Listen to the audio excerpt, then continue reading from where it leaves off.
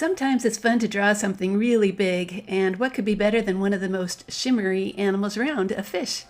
This project uses marker, crayons, and watercolor paint, which come together to make a lovely work of art. Hi, my name's Kathy, and I've been teaching kids how to make art for about 20 years now. You know, this project lets crayons and watercolor each do what they do best. Add texture and lots of beautiful color to make a lovely painting. Here are the supplies I used for this project. Liquid watercolor paint, I like this type. Also my step-by-step tutorial, watercolor paper, a paintbrush, pencil, permanent black marker, crayons, cup, and a few paper towels. Step number 1. This outer shape of the fish head is drawn first.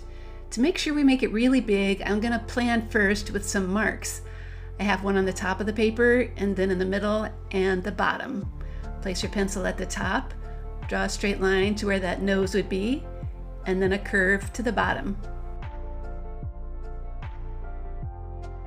Step number 2.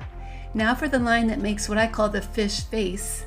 Start at the top of the paper and make a kind of giant curve that goes all the way down to the bottom. Step number 3. This is really easy, just adding a large lip. It's okay if it touches the edge of the paper. Just be sure to make it really big to match the size of this fish. Step number 4. Now comes this large eye, and I'm going to do it in 2 steps.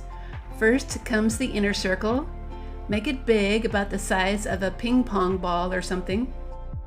Step number 5. Now I'm going to add a ring around the circle I just drew. I'm going to try to keep the space even all the way around if I can. And when I'm done, I'm going to add a little circle for that shiny white spot. Step number 6.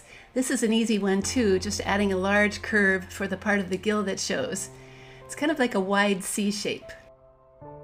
Step number 7. Now we can add some lines to that body to create those stripe shapes. I'm going to draw 4. The third one is going to touch that gill, and then the fourth one is going to go underneath it. Step number 8. That gill shape could use a few more details, so I'm going to draw a curve, and then when I'm done, I'm going to add a circle inside.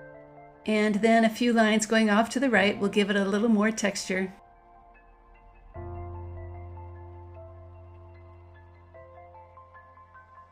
Step number 9.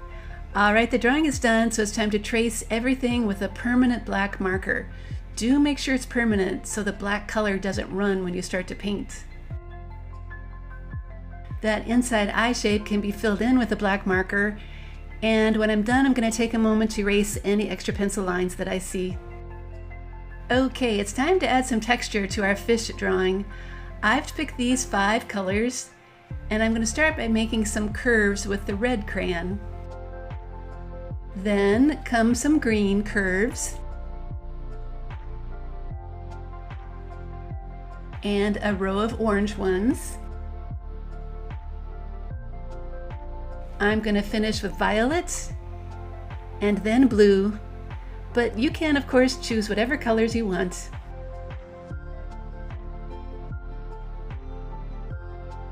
For a little extra texture and color, I'm going to use a yellow crayon and draw some small circles near the bottom of the head. When I'm done with that, I'm going to add a few straight lines around the face too. I'm not going on the marker line, I'm going next to it so you can see both colors. Now for some bubbles in the water. Use a white crayon, press hard, draw large and small circles, and just try to imagine where you want them right now. Okay, let's get ready to paint. We need to bring out those paper towels, a cup of water, paintbrush, and watercolor paint.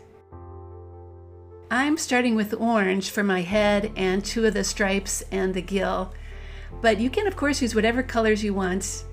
Just be sure to spread the paint out and not have any puddles form, because that's what makes colors run together. The rest of my fish is going to be yellow, which I really like because you can see all of those crayon lines really well.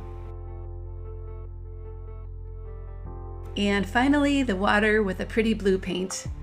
I just love how those white lines pop out when you paint over them. I never get tired of seeing that. And there is my finished fish painting. I just love how those crayon lines look with the watercolor paint. At Art Project for Kids, you'll find hundreds more art lessons, including painting projects like koi fish and pattern leaves. Thanks for joining me today, and I hope you come back and make more art with me real soon.